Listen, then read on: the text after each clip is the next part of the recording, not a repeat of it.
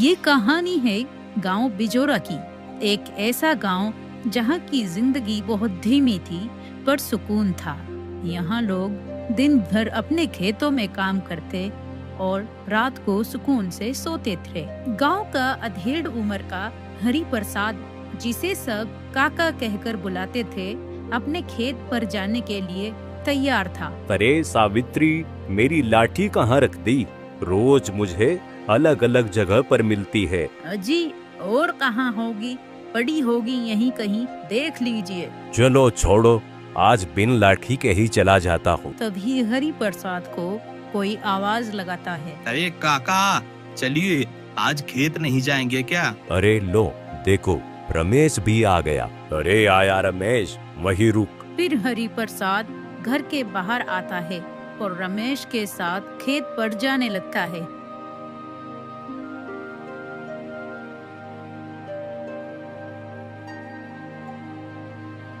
फिर खेत में आकर वो दोनों काम करने लगते हैं।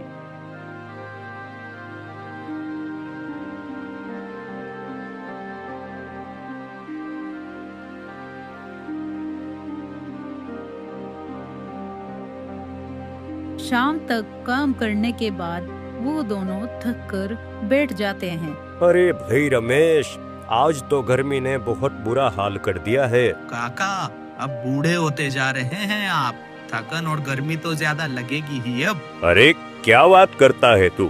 अभी भी तुझ जैसे दो को मैं अकेला काफी हूँ। ऐसे ही सब गांव वालों का जीवन खुशी खुशी बीत रहा था, पर शायद ज्यादा दिन तक नहीं, क्योंकि उसी रात गांव वालों की सुकून की नींद छिनने वाली थी। कोई गांव के किसान हरिया के घर पर निगरानी कर रहा था कि तभी हरिया को कुछ आवाज सुनाई देती है, जैसे घर के ऊपर से कुछ गुजरा हो। सीमा, क्या तुम्हें भी वो आवाज सुनाई दी? कैसी आवाज जी? ऐसा लगा जैसे कोई छत के ऊपर से गुजरा हो। अरे कुछ नहीं, बिल्ली होगी। काफी रात हो गई है, सो जाइए अब। हरिया ज्यादा गौर नहीं देता और फिर वो दोनों सो जाते हैं।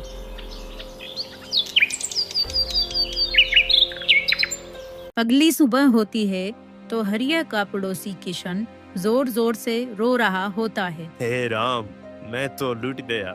मेरी साल भर की मेहनत के पैसे कोई चुरा कर ले गया। किशन को रोता हुआ देख हरिया उसके पास आकर पूछता है, क्या हुआ किशन भाई, रो क्यों रहे हो? क्या बताऊं हरिया भाई, कल ही बाजार से फसल बेच कर आया था। फसल के सारी जमा पूंजी चुरा कर ले गया कोई। अरे नहीं, ये तो बहुत बुरा हुआ। मुझे रात ही शक हो रहा था, न जाने कैसी अजीब सी आवाजें आ रही थी, कोई छत के ऊपर से घूम रहा हो जैसे। बिजोरा गांव में पहली बार चोरी हुई थी, वो गई बिना किसी हलचल और सबूत के। चलो किशन, मुखिया जी के पास चलते हैं, शायद कोई हल निकल जाए। फिर हरिया किशन को लेकर मुखिया के घर की ओर चल देता है।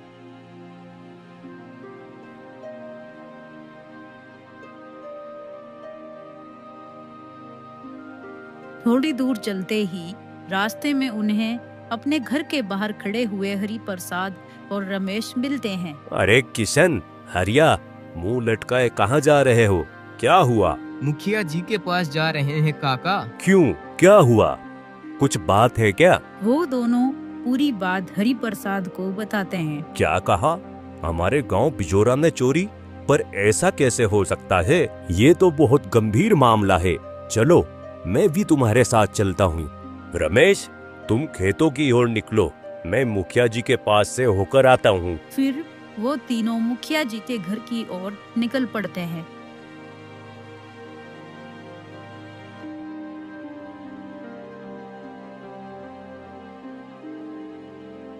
अरे रामबीन, उस मुकेश की जमीन का क्या रहा? कुछ नहीं मुखिया जी, कहता है अभी बेचने का मन नहीं है। बस ध्यान रहे, जब भी उसका मन हो वो जमीन हमारे पास ही आए। तभी हरिया किशन और हरि प्रसाद मुखिया के दरवाजे पर पहुंचते हैं। राम राम मुखिया जी, बड़ी परेशानी लेकर आए हैं। क्या परेशानी हरिया, क्या हुआ? मुखिया जी, मेरे घर में रात चोरी हो गई। मेरी फसल की सारी कमाई सब कुछ 1 रुपया भी नहीं छोड़ा किसी ने। क्या कहा? हमारे गांव में चोरी? जी मुखिया जी, और हरिया को रात में कुछ अजीब आवाज भी सुनाई दी थी, जैसे कोई चीज छत के ऊपर से गुजरी हो। धीरे धीरे सब गांव वाले एक जगह पर इकट्ठा होने लगते हैं और सब इस तरह की अजीब तरीके की चोरी को देखकर हैरान थे। कोई कहता है कि हमारे गांव में चोर कैसे घुस आए, तो कोई बोलता है ये तो कोई जादू टोटका लग रहा है। ऐसा चोर तो हमने कभी नहीं देखा। ना पाँव के निशान, ना दरवाजा टूटा और ना उसे किसी कुत्ते ने भौंका। मुझे तो लगता है कोई ऊपर से उड़कर आया है। मजाक मत उड़ाओ, कुछ तो गड़बड़ है। आज रात सब लोग पहरा देंगे गांव में। रात आती है तो सब गांव वाले अपने अपने घरों के बाहर पहरे पर खड़े हो जाते हैं। हमारे जमाने में चोर लाठी से डरते थे, अब तो लालटेन की रोशनी से भी नहीं भागते। अब चोर होशियार हो गए हैं काका, पैसे नहीं काबू में नहीं आते।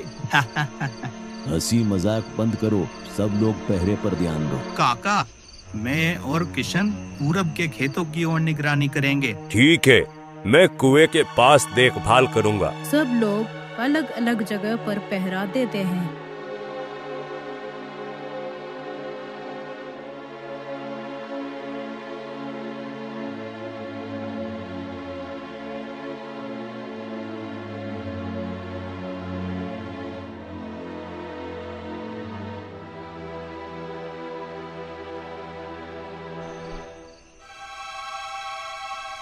रात के करीब 2 बज चुके थे। रमेश किशन से कहता है, अरे किशन भाई, कहीं कुछ दिखा कि नहीं?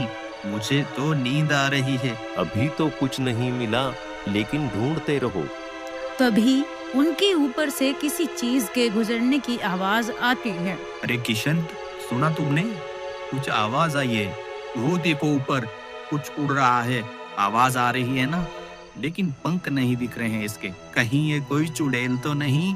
धत बुड़बक, चुड़ैल नहीं बे, ये शहर वालों की उड़ती हुई मशीन है। चलो, सुबह होते ही मुखिया जी को बताएंगे। ड्रोन एक झोपड़ी के ऊपर रुकता है और फिर तेजी से उड़कर अंधेरे में गायब हो जाता है।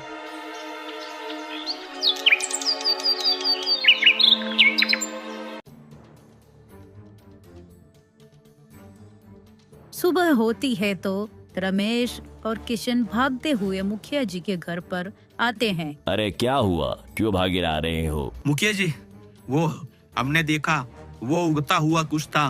कोई परिंदा नहीं, कोई मशीन जैसा यंत्र था। अरे कहना क्या चाहते हो, साफ साफ बोलो। पता नहीं, अंधेरे के कारण ज्यादा दिख नहीं सका, पर बिना पंख के उड़ता है और सीधा एक झोपड़ी के ऊपर रुका और फिर अचानक से गायब हो गया।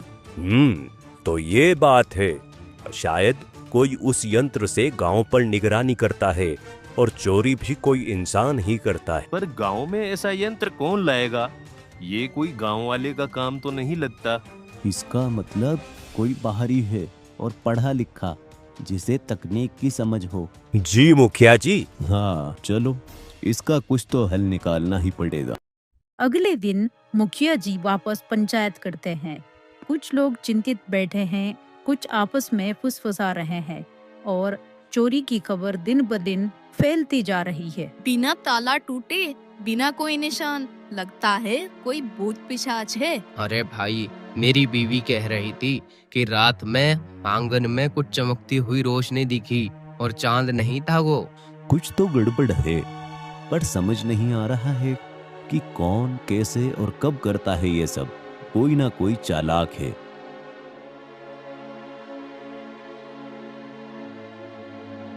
रात में वो ड्रोन एक और घर के ऊपर आता है और उस घर में भी चोरी हो जाती है और किसी को कुछ पता नहीं चलता। अगली सुबह सब लोग उसी घर के बाहर इकट्ठा होते हैं। भाई हद हो गई, अब तो ना कुछ दिखता है, ना कोई आवाज, सब कुछ गायब। काका, आपको याद है हरिया बता रहा था कि उसकी छत के ऊपर से कुछ गुजरा था? हाँ, पर अब तो रोज किसी न किसी घर से कुछ ना कुछ गायब हो ही रहा है। कुछ भी समझ नहीं आ रहा। गांव वालों के इतना पहरा देने के बाद भी चोरी नहीं रुकती और ऐसे ही चलता रहता है।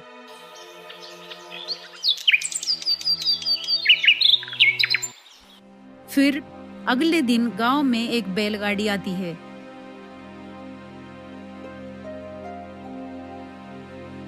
उसमें से अर्जुन नाम का एक युवक उतरता है जो हरि प्रसाद का पोता होता है। हाँ, कितना बदल गया है गांव, पर मिट्टी की खुशबू आज भी वही है।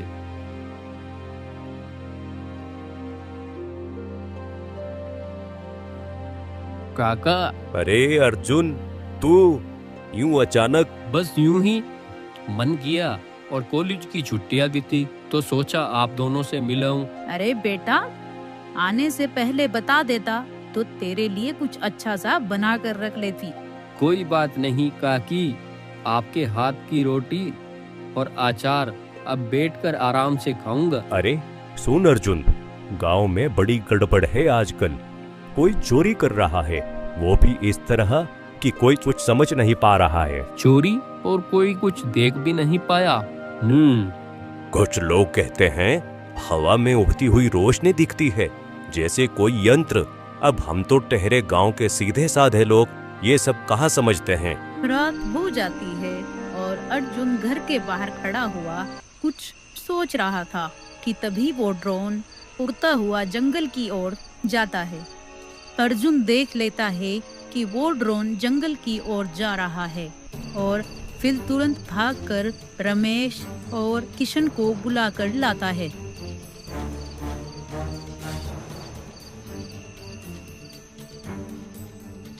आप दोनों मेरे साथ चलिए, अब असली चोर को पकड़ने का वक्त आ गया है।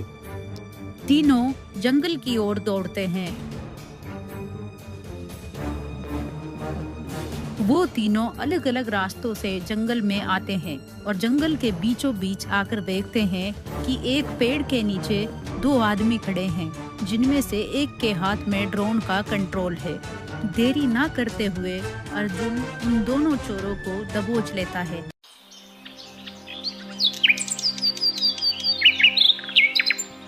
उन दोनों के पकड़े जाने के बाद गांव में अगली सुबह पंचायत होती है। अच्छा, तो ये थी असली चाल।